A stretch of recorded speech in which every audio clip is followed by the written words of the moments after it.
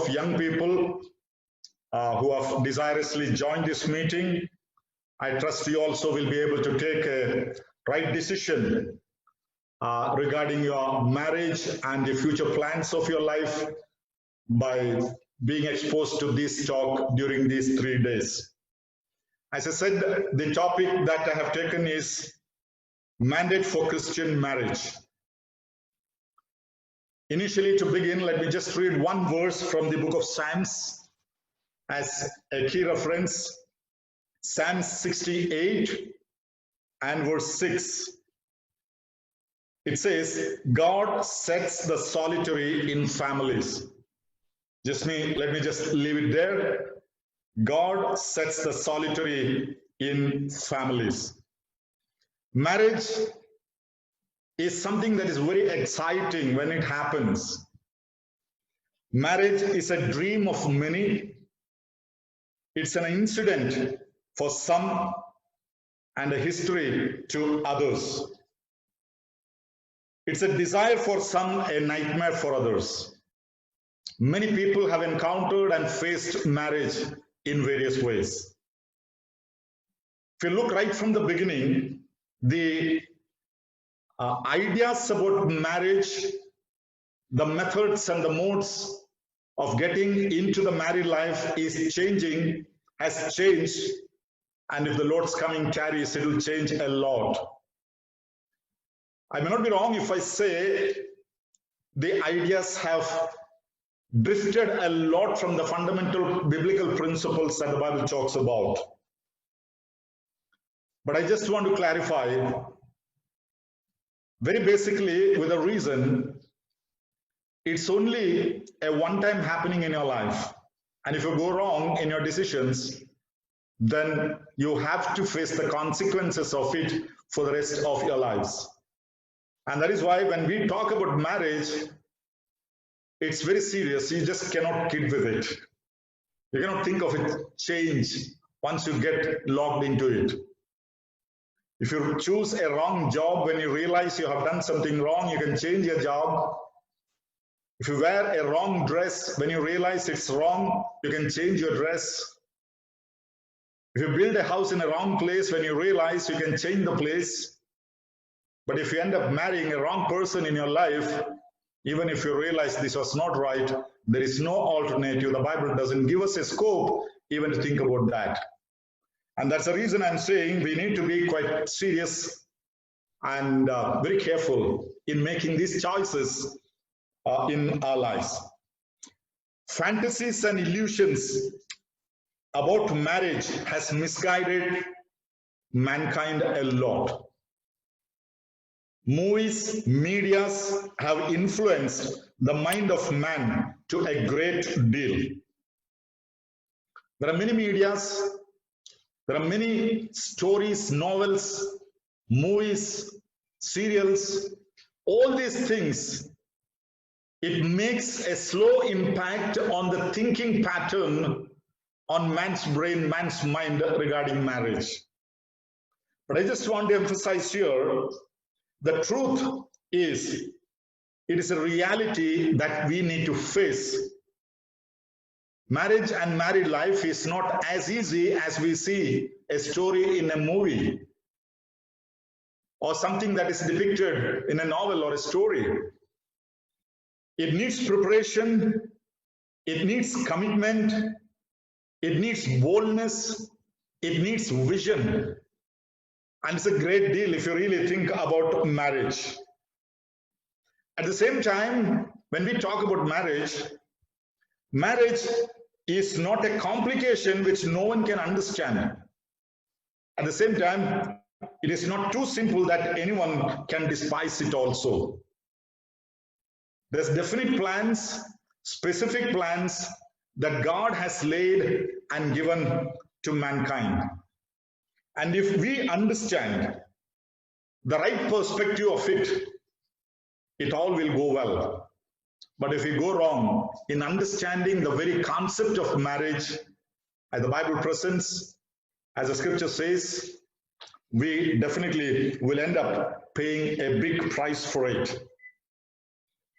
There are many verses that the Bible speaks about the marriage, and I don't think there is any other authentic record or authority regarding marriage and family than the Bible, because Bible talks about the beginning of marriage, how it originated, the purpose behind it, who began it, who started it. All these things are well explained in the Word of God. So it is not just a question of culture, it is not just a question of convenience. It is something that the Bible talks about and emphasizes. I just want to read a verse here from the book of Proverbs chapter 12 and verse 4. Proverbs chapter 12 and verse 4. An excellent wife is the crown of her husband, but she who causes shame is like rottenness in his bones. Now listen carefully to the statement that is mentioned here in the book of Proverbs. An excellent wife is the crown of her husband, but she who causes shame is like rottenness in his bones. I'm not going to expound or explain that particular verse that I read here, but all that I want to say here is, when you think of marriage and enter into marriage, there are always two chances. One is you may be crowned, the other is you may be put to shame. It all depends how you work out on that. And that's the reason we take so much of initiative in understanding these topics as the Bible explains. There are many cultures, many traditions that are involved with marriage, even in finding a partner in marriage. Even if you think the biblical methods and the things that have been spoken about the marriage, there are a lot of culture and cultural issues involved with it. Now, I'm not going to highlight on that, but the true principles on the overall understanding of the scriptures, what does the Bible talk about it? Is marriage good? There is no doubt marriage is good if one has the right thinking or has the right perspective about it. When I put this word good to the area of marriage, I have biblical reasons to say that. I already said it is God who instituted marriage. It is God who brought in the whole idea of marriage. That is what we see in the order of creation. When we look back into the book of Genesis, the order of creation, we see God created in the book of Genesis chapter 1 onwards, we see the order of creation mentioned there. We see God created each day one creation. And if you read that exactly, after each day's creation, it is written, and God saw it was good. And God saw it was good. And it is spoken about all the creations that God did create in the book of Genesis. Obviously, God will never create anything bad. So it was good, it was good, it was good. That is how it is spoken about the creation we see in the book of Genesis. And then God creates man. First, this man Adam, the first man for the human race, the beginner. And then after that, we again see another term that God is using there. And God said, it is not good. God said, it is not good. Until now, for all the creations that he did, the Bible says, God saw it was good.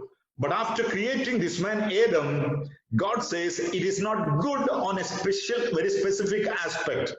It is not good for man to be alone. So that is the only thing that God counted not so good, man to be alone. Not that man is not good, man is good, God created him. But for him to be alone is not good. And in that passage, if you read Genesis chapter 1 and verse 31, we see God said, and he made a woman as a partner to him. And in Genesis 1:31, as I quoted, we read, and God saw it was very good. Now look at the sequence, how it has shown there. If someone asks, is marriage good? Nothing bad about it. It is instituted by God and it has to be good. Everything that God created is good. But one place it is not good is man to be alone. So in order to take away that loneliness, God created a woman, Eve, as a partner. I'm not going to the creation order, that's not my topic here. God created this woman and brought them together. The first family is instituted. In fact, it is God who performed the first marriage. And then the status of the creation. Until now, when he said, God saw it was good, God saw it was good, God saw it was good. Now, after creating this man and woman and instituting the family, God saw it is very good. The good has been elevated to a higher status. It is very good. So when we talk about marriage, marriage is not something bad all about. It's good, it's very good, and God affirms that it is good.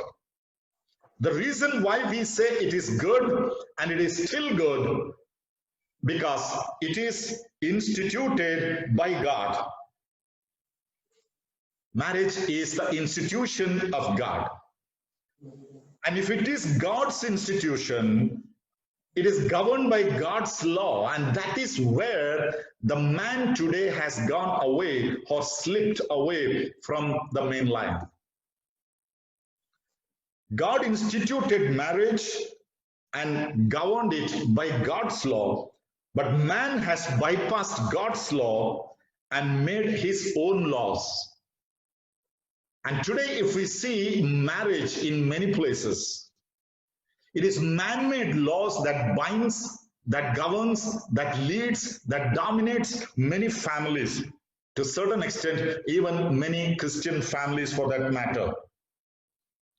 Because man has replaced the law of God and replaced it by the man-made laws, we see strange and abominable practices that has crept into the marriage or the families in the modern days. Everything is not worthy to be spoken in public. The way things are happening in families, the way people are choosing their partners, the way people are living, we see a lot of abominable things that is happening because man pushed his own laws into the areas of marriage. Wrong things have been justified. Several things we see. Some couples are married, yet they live without love. I'm not wrong in saying that. Some couples are in love, yet they live without marriage. Now, which is right, which is wrong? This is the state of mankind today. And that is the reason why we talk about marriage according to the principles that Bible talks about. And we need to understand these things. Living relations is a growing phenomenon in the modern days. And I don't have to explain what I meant by that. The society has grown to that level. Living relationship has become so common in many places. And people even question, is there a need for marriage? Do I truly need to get married? I can manage even without it. That is how mankind is slowly coming into the area of marriage, the conclusions.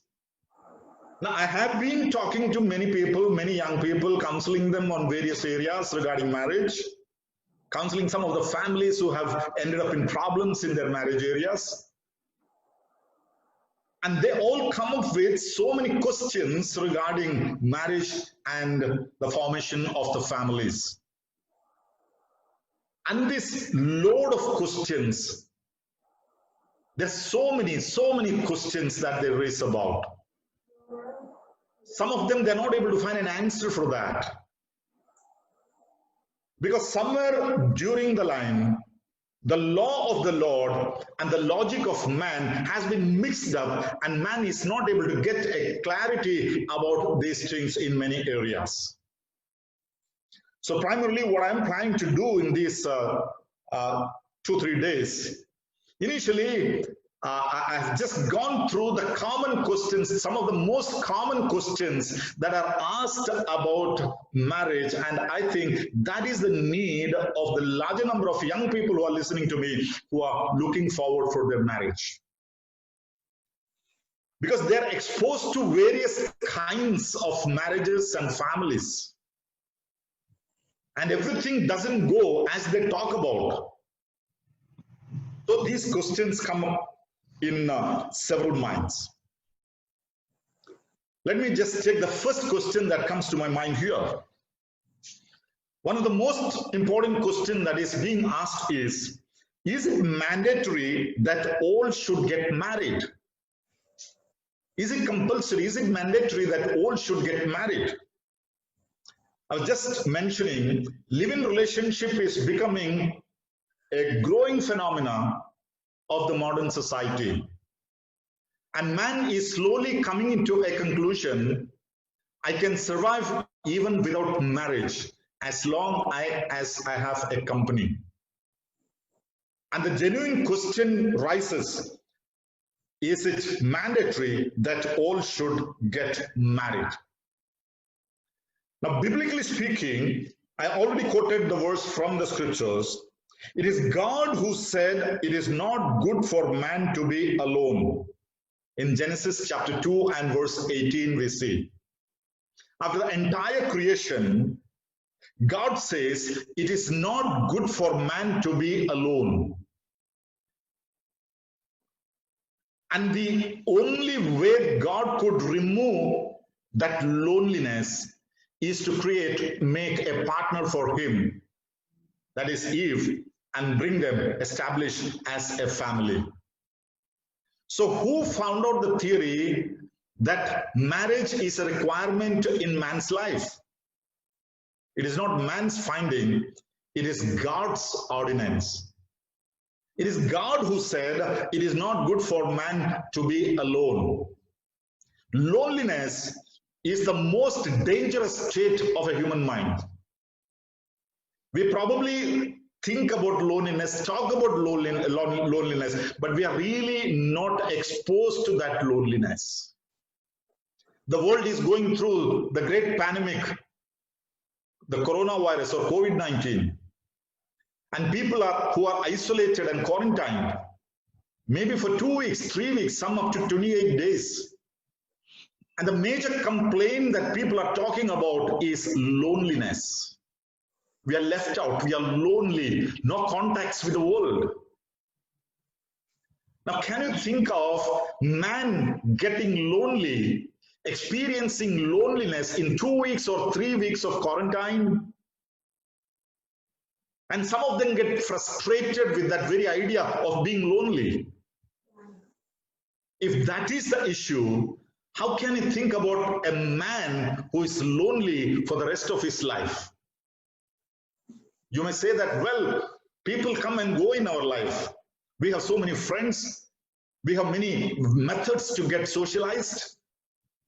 But let me tell you, all these people come and go, but to be a constant companion to a person, it is only the created companion that God has intended for you. And that is why, according to God, a marriage is intended there. When God said it is not good for man to be alone, no one dared to ask God, why isn't it good? There are many reasons. Obviously, it was only Adam there. But today's context, if God is repeating the same question or saying the same thing, is not good for man to be alone, there will be many voices. Why isn't it good? What's the problem if I stay alone? And that is the reason questions like this come up. Is it mandatory that all should get married?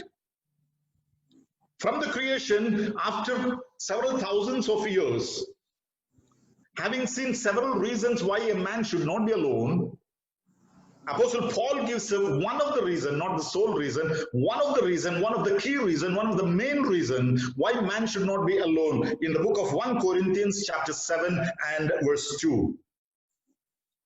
Here he says, nevertheless, because of sexual immorality, let each man have his own wife, and let each woman have her own husband. Now look at the phrase that Paul is using there.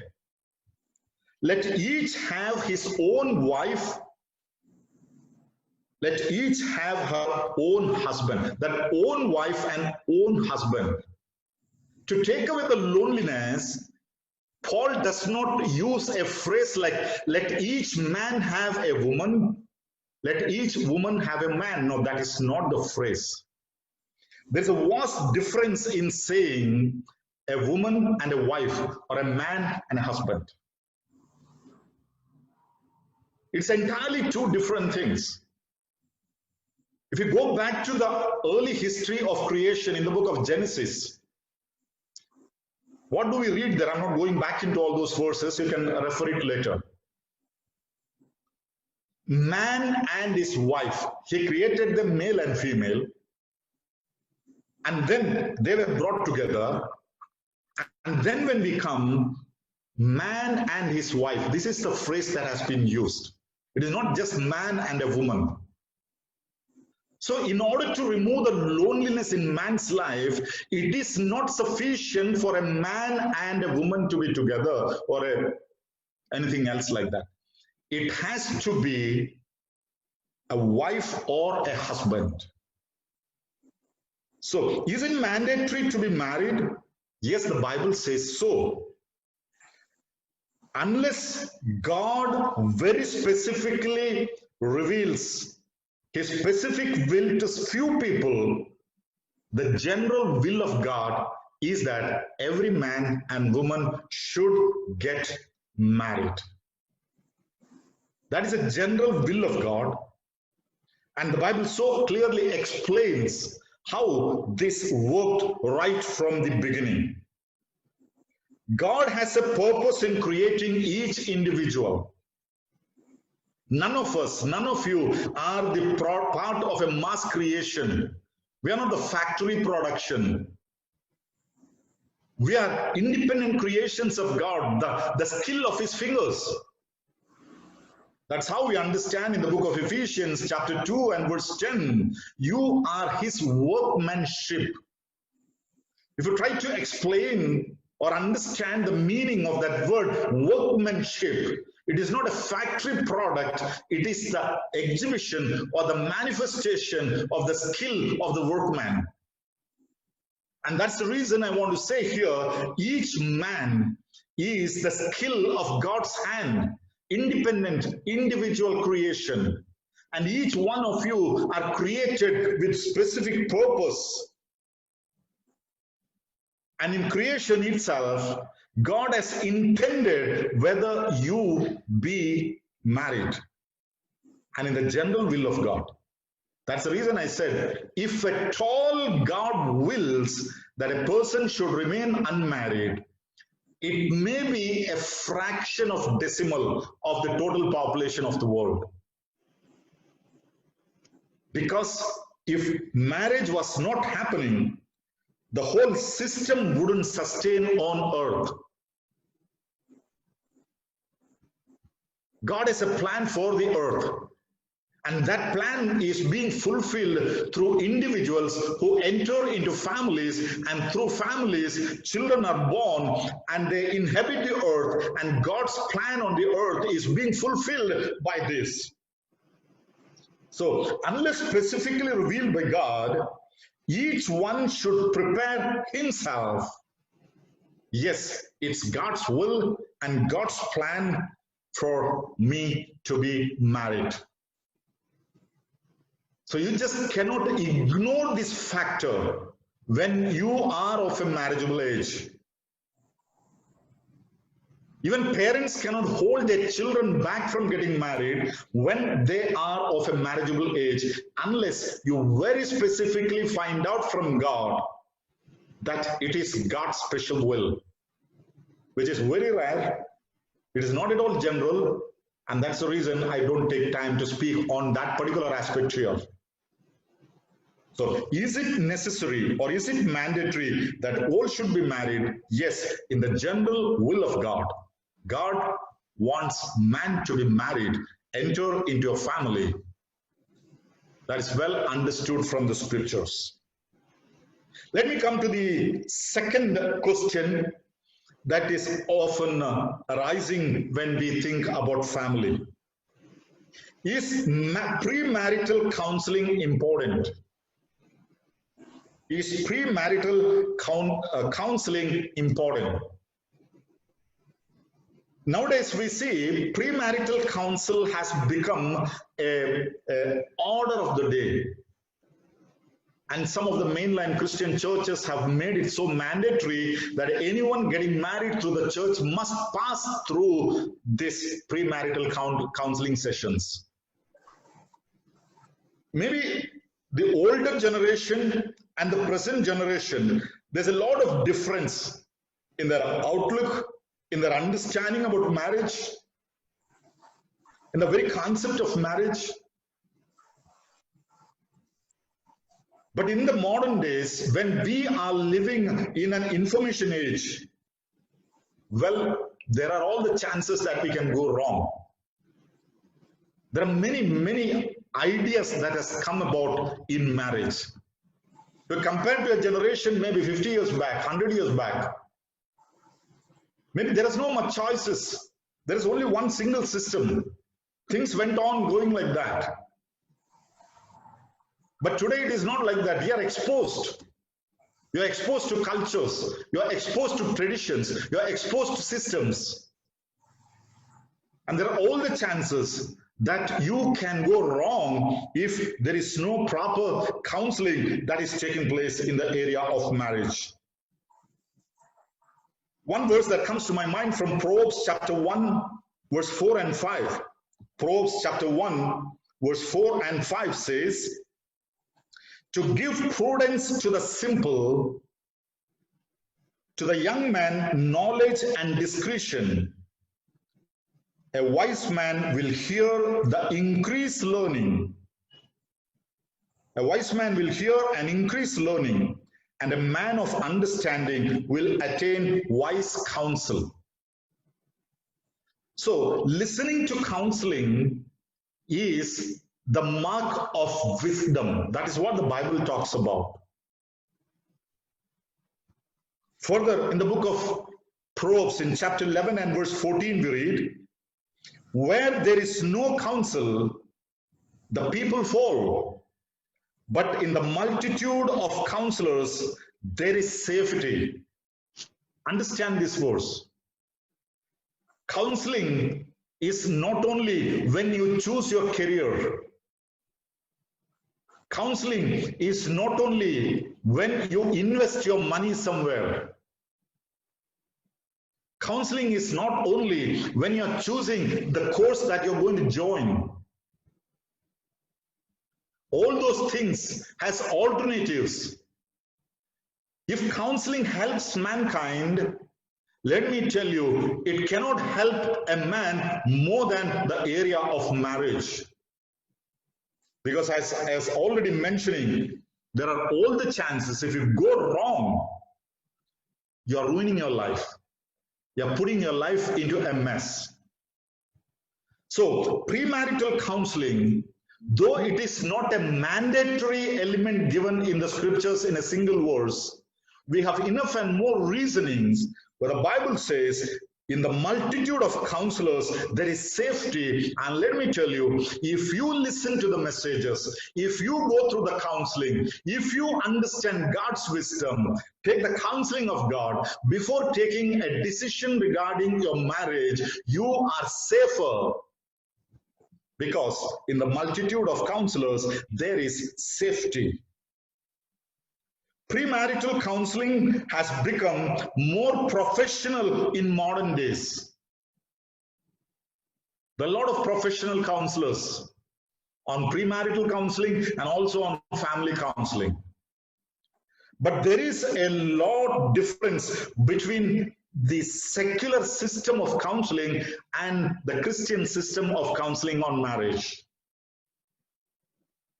And I would definitely say, if you have a psychological problem, you may go to a psychiatrist, but then when you truly think of a marriage as a Christian, you definitely need to take the Bible into confidence. And your counselor must be a person who respects the Bible, who gives an importance to the Bible. So extra caution is needed in marriage because premarital counseling helps them to take the right decision. As I said, this is a one-time happening in life. You take the counseling of 10 of your friends and buy a motor car, and tomorrow you realize, I don't need it, I'm not happy with it, you can sell it and go for another one. The other day, just I was hearing about one of the leading doctors in the city. And I was just surprised to hear this guy did his engineering. He went to the United States, had his own job there, but he was not very happy. He realized that is not the field for him. He quits that and comes back to India, did his medicine, did his post-graduation, and is a known doctor here. This happens in mankind. If you take any wrong decision, even through counseling, if you realize you have gone wrong, you can change it. But when it comes to the question of marriage, you are trapped in it. You cannot come out of it. And that is why we are again and again, time and again, emphasizing, take the multitude of counseling before you make a decision regarding your marriage. No matter from how many people you take the counseling, it will be never excessive when you think about a marriage counseling. But in all your counseling, Bible must be the basis for all Christian counseling. There's no alternative, because Bible is the fundamental record, the manual. It talks about the origin of marriage, the institution of marriage, the law of marriage. So when you go to a counselor and take counseling, it's more important that the person who counsels you has to be a man who goes with the Bible. And being a counselor, you have to be submissive to the counseling that is given to you. But when I talk about the counseling, I always give a caution to my young friends. Don't ever get trapped in the hands of a wrong counselor. When I say Christian counselors, I don't speak in terms of religion. Christianity is viewed as a religion, and you may find many Christian counselors.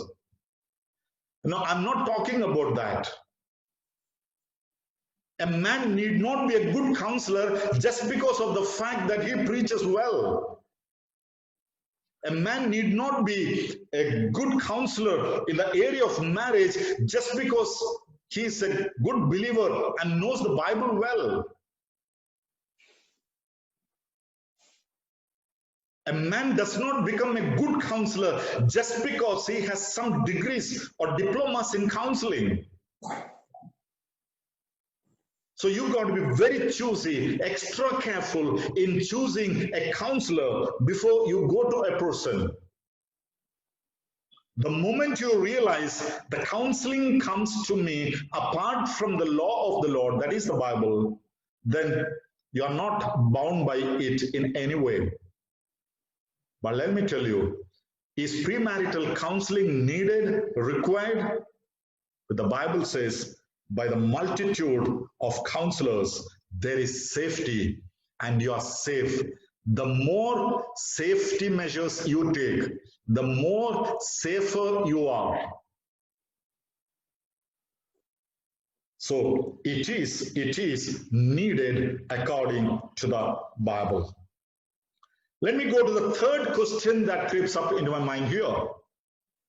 Probably this is one of the questions that comes into the hearts of many young people in these days. Love marriage or arranged marriage, which is biblical? Love marriage or arranged marriage, which is biblical? Now, these two terminologies, love marriage and arranged marriage, is a common term that we hear today even among Christians. The modern generation, the moment you see a young couple, they're just married, the first question obviously they ask is love marriage? No, arranged marriage. Arranged marriage? No, love marriage. So it has become two different classes of marriage according to the modern tradition. Now, what does the Bible talk about it?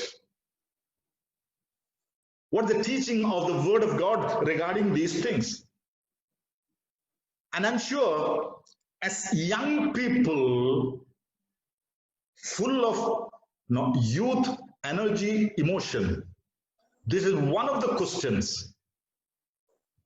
Oh, it's quite thrilling, it's quite exciting to be in love with some person, choose my own partner, and then just get to know the person, and then go ahead with it. That's it. Why should I simply listen to someone who forces someone upon my life? And you call that as an arranged marriage, you call this as a love marriage. And in the process of my talk, I just want to explain, is it truly love or mere lust? I remember a few months back, I think almost a year back, I had written an article in one of the magazines, the Harvest Times. Love marriage, truly love or lust? If anyone of you have read that, you'll have some idea of what I'm trying to explain here. So the question coming is, love marriage or arranged marriage, what does the Bible say? Now, the Bible speaks about marriage. It's whole and absolute in itself. It does not classify it as love marriage or arranged marriage. The Bible says marriage. We have classified it for some reason. Now, many a time we take some examples from the scriptures. Unfortunately, we do not have many examples of an arranged marriage in the scriptures. We only read in simple terminologies, and they were married. So and so married so and so person. How they married, where they married, how it all worked out. And except in the case of Isaac, I think we don't have details of many other marriages. And many times as Christian counselors, we use the example of Isaac marrying Rebecca, because that is the one of the example of an arranged marriage in our terminologies. But if you look into some of the early marriages in the biblical history, we see there is different contexts in which people have married. One, the first marriage of Adam and Eve. Look at how did this happen. In Genesis chapter 2 and verse 22, we read about it. Genesis chapter 2 and verse 22. Adam and Eve. It is a marriage in the creational order of God. You can't call it as a love marriage. I don't know whether it will really come in the category of the arranged marriage also. God directly brought them together in his sovereign plan. And this will not repeat in any way. Now, don't just keep waiting upon the Lord. Lord, I'm just sitting in my room and waiting upon you. You create a new person altogether and bring and give to me. No, that is not going to repeat. That's a part of the creation of God. But that marriage was valid and God has accepted it. And they become the first parents for the entire human race. No doubt about it. So in this, God laid fundamental principles of marriage are included. Many things we can pick up from that. I'm not going into those principles here to owing to lack of time. Let me come to a second example. Abraham and Sarah. Abraham and Sarah. We read about it in Genesis chapter 11 and verse 29.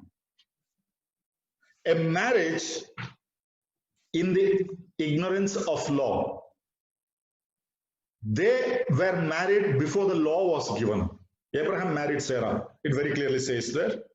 So they were married before they were called into the faith or the law was given to them. And they're not accountable to what happened after or before their marriage or before they were called. But they continue to live together even after Abraham was called into faith. And that is a biblical principle even in the New Testament church. If you are a person who is already married, before you came into the faith, there is no question of believer or unbeliever there because you are not yet come into faith. And after marriage, you come into faith, you become a believer, you're called by the Lord. Your family status continues. That is how the Bible explains that. So that is a marriage in the ignorance of law. The third example, if probably the most quoted example, is the marriage of Isaac and Rebekah. Here, it is a marriage in submission to the family. We read a whole chapter about it in Genesis chapter 24. And Genesis chapter 24 and verse 4, we clearly understand how Abraham is taking the initiative for this marriage. So we see Abraham, the father of Isaac, initiated this marriage. Rebekah's family consented for this marriage.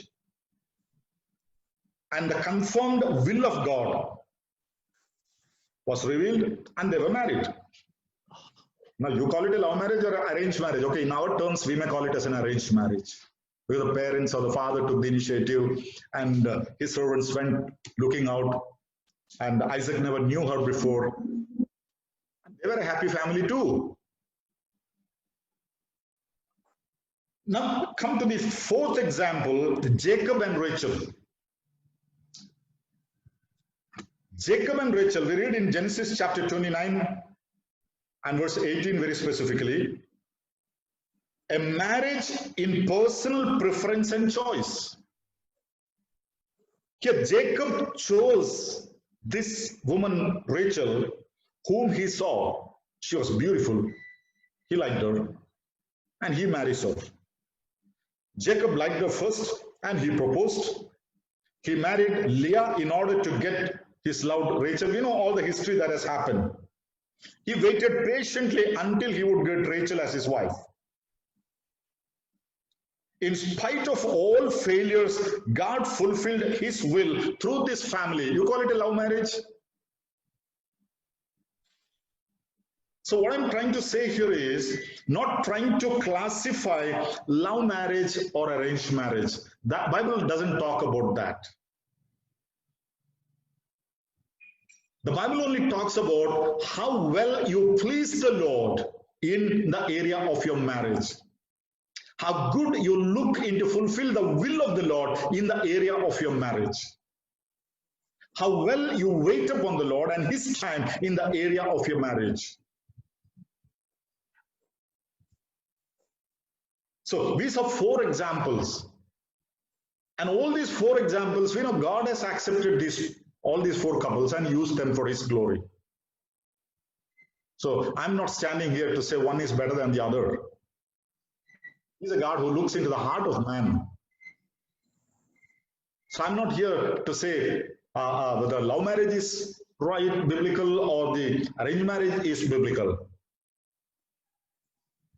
Love and arrangements, both are important factors in a marriage. Now believe me that. There needs to be love, there needs to be arrangement. That is how the marriage takes place. The problem is the modern concept of love marriage is a humanly developed phrase. Man, according to his practices, has termed one category of marriage as love marriage, and because of our tradition, the moment someone says love marriage, we understand what kind of marriage he is referring to. And there's a larger society who wouldn't accept this very concept here.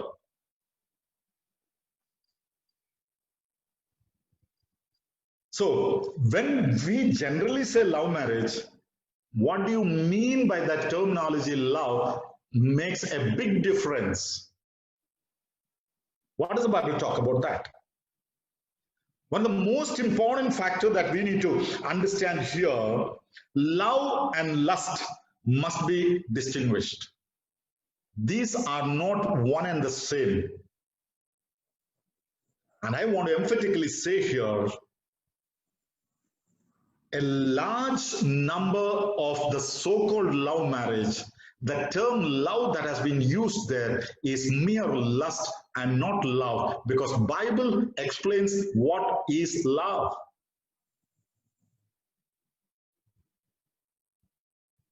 And if it does not fulfill the qualifications of love according to what the Bible talks about what love is all about, you just cannot make up something and then say this is love marriage. You better call it as a lust marriage.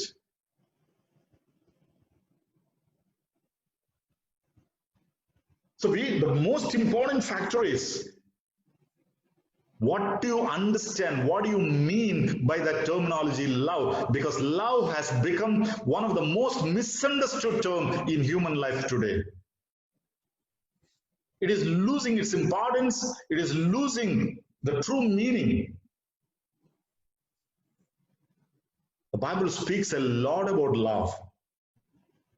1 Corinthians chapter 13, verse 4 to 7, if you read, there we see Apostle Paul is recording the various qualities of love.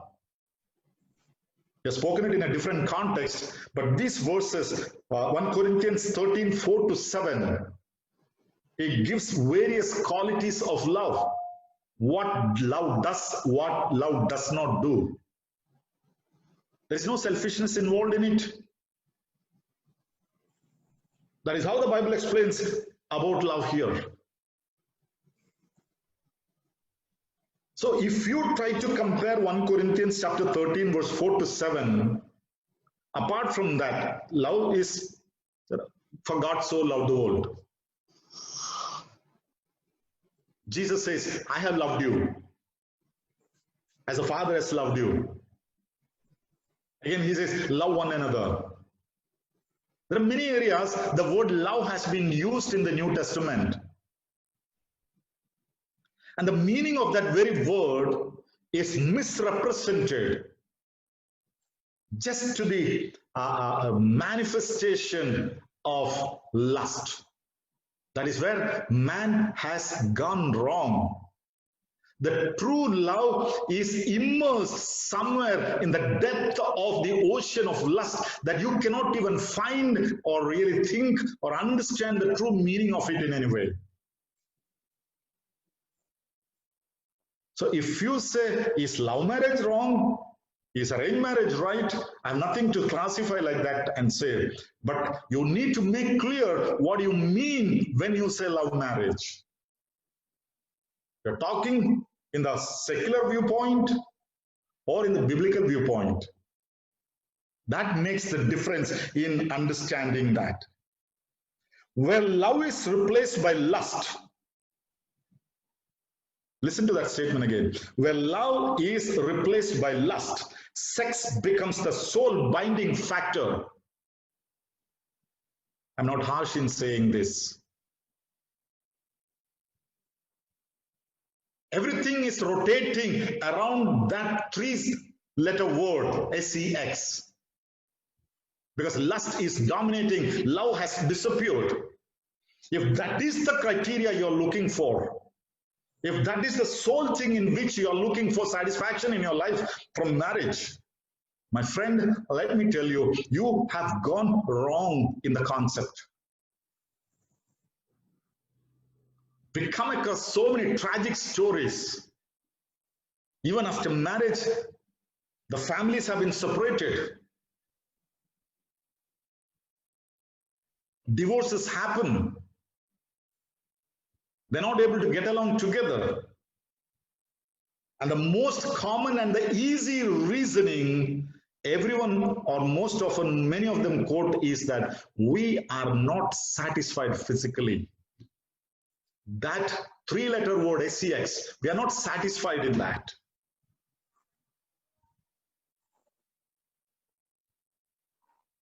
So I just want to tell you here,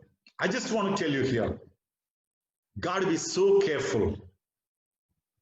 Is it lust that has replaced the word love?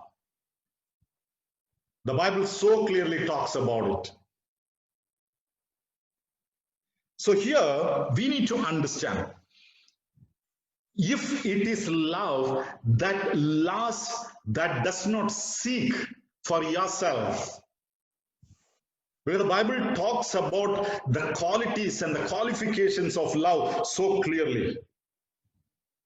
And that's the reason I made that statement, where love is replaced by lust, sex becomes the sole binding factor. And when that becomes the sole binding factor of the family, and that fails, everything fails, the system fails, you don't want to live together anymore. And with what guarantee do you go to the next person that things will be set right? Where is the end for this? Where is the limit for this? So if you ask me this question, love or arranged, there's no classification, but I'm very particular that you need to understand what the Bible means when you use the term love there. The role of the individual and the parents in a godly marriage is well evident in the scriptures. I'm not denying the privilege of a young man or a woman of marriageable age in finding a person as their life partner if they come across, and if it is handled rightly in the right way. Because at the end of the day, you have to give the consent. And that is the biblical example also. We see that unless the woman and the man gives a consent, that is not going to work out there. Let me just read this verse, Mark's Gospel, chapter 10, verse 7 and 8. Mark's Gospel, chapter 10, verse 7 and 8. For this reason, a man shall leave his father and mother and be joined to his wife, and the two shall become one flesh. So then they are no longer two, but one flesh. A most often read verse in marriage solemnizations. I just want to pick one phrase from that verse, not explaining the whole word there. That is not my context here. Now here it says, for this reason. And you just need to understand what is the reasoning, or what is the reason. The reason in that chapter is nothing but marriage. For this reason means, for the reason of marriage, a man shall leave his father and mother and be joined to his wife. What does it mean? Until you join your own family, you are not leaving your father and mother. You are the part and participle of your parental family. You are not independent of them. You continue with them. That is what the Bible talks about. You are not independent of them. So when we talk about marriage, we definitely say, now the role of the parents is not out of place there. Because until that day, it is not that one fine morning you just go out and you find somebody, okay, this is ideal for me. Come on, you walk on the road, you find $100 bill fallen on the ground, you pick it, oh, I got it, it's valuable, it's mine. You walk on the beach side, you find a finely polished stone, oh, it is beautiful, I like it, I'm taking it, that's fine. But one fine day, you find a boy or a girl looking handsome or beautiful, and you say, that's mine. No, that cannot go well. There are lots more in that. You may set your mind if it is the right person. I'm not telling that cannot be the person. It can be the person, but there is a channel, there's a system that God has laid that you need to go through. So until you separate from your parental family and join your own family to become an independent unit, not that you're no more having any relation with your father or mother, you are the part and parcel of the parental family. And they definitely have all the right and privilege to know what's happening. They took care of you for 25 years, 30 years, 20 years, whatever the age of your marriage. If they had all the privilege of enjoying you, and you had all the privilege of enjoying their provisions, their love, their company, everything, you were the part of that family. Do they not have the privilege at least to know what is happening with my children? So don't just ignore them, whether it's love marriage or arranged marriage. If you understand the term love properly in the scriptural way, you will know what it speaks all about. The reason is marriage death. Now, I want to tell here, the point of marriage is a crucial turning point in one's life. The point of marriage is a crucial turning point in one's life. Don't make it too simple. Don't think it's just like anything else in my life. It's not that casual. When it comes to the question of the point of marriage of a man or a woman, it's a crucial turning point in your life because you're going to have an entirely changed setup of life.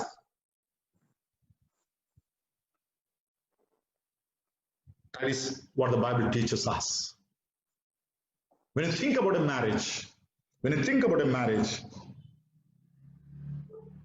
you know, the freedom to choose one's own life partner in the biblical perspective stands good.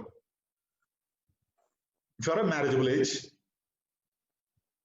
and you know your parents are looking out a companion for you, maybe some of your relatives are looking. In the process, you also know that I need a partner. Sometimes your parents find, they come and tell you. Sometimes you come across someone, you come and tell the parents. I don't say there's anything wrong in that, but then don't keep things by yourself.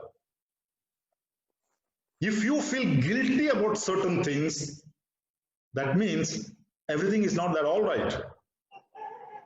Because this is a crucial turning point in your life. When you consider a marriage, there is a going out and a coming in involved in it.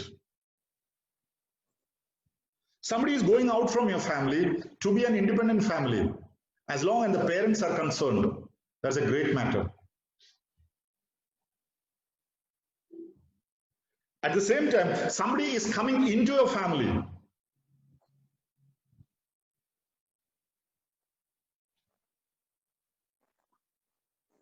Through your son, a daughter is coming. Through your daughter, a son is coming. Now, what I'm trying to explain here is that marriage is a crucial turning point because there is a going out and a coming in involved in it. And you just cannot, rule out the possibility of it or their role in it, whether you call it a love marriage or an arranged marriage. So that is a standing factor regarding marriage there. There are those who send you and there are those who receive you in a marriage. Parents send you, okay, with all their blessings. And other set of parents, they receive you. That is also happening. You're not like animal kingdom. We are not animals where there is no more relationship between us. No. There is a society and a social norms involved in a marriage. Otherwise, you will be looked down. Culture may play a big role in it, there is no doubt about it.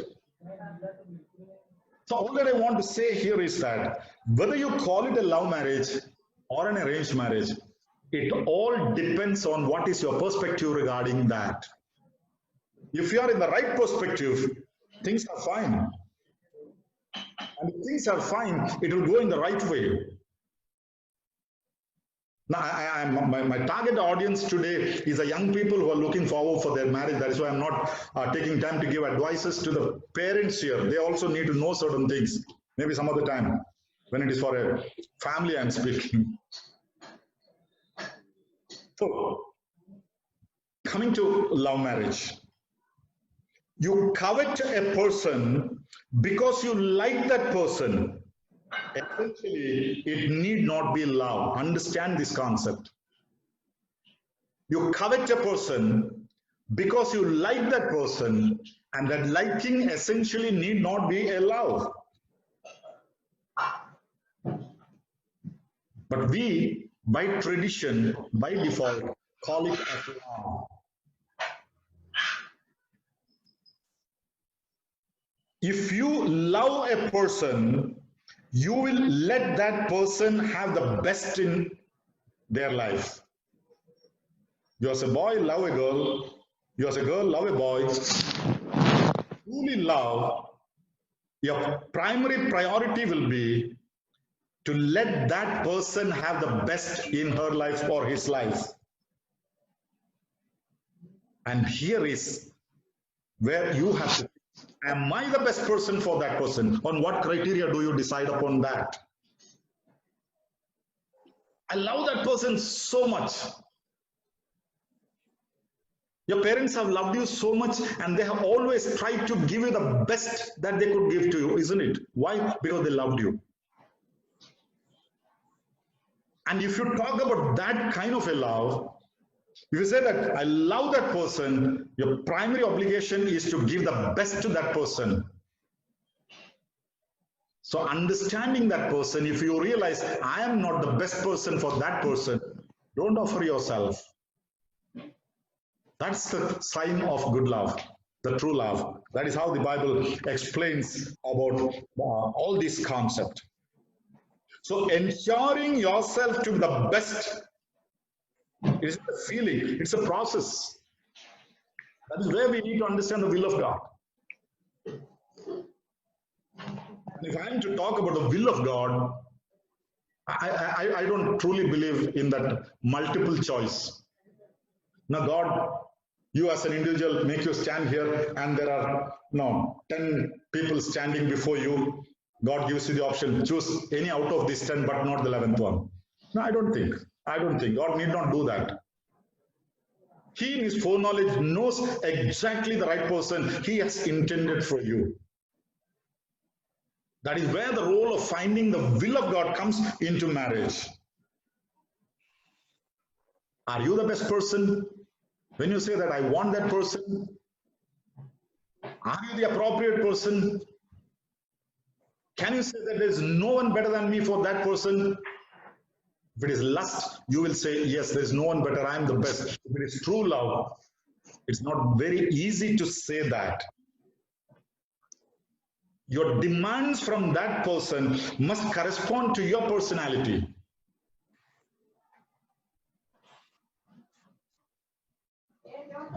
Your conscience tells who you are. If your conscience says that I'm a used person, I'm a second-hand person, I'm a defiled person, but I want an original, I want a new one, I want a first one. What is that Adamant nature? Human mistakes can happen in anybody's life. But then we got to be so careful about these things. So when it comes to the question of love marriage or arranged marriage, there is no classification like that. But let your love be reflected in what you give to your beloved. If you truly love, you will give only the best. And if you realize I'm not the best, you will withdraw yourself from that person. So you got to ensure that. You got to ensure that. There's a lot more involved in this concept. But it's so precious once you enter into a family. That's why I said it needs a lot of thinking, it needs a lot of prayer, it needs a lot of preparation. Not very easy. So let me conclude my words here. We'll continue this tomorrow. There are many more questions that comes into the hearts of many. God bless you. Any questions, you can send it to John Philip, and I may be able to cover it. Otherwise, I have my own set of questions here. God bless. Thank you.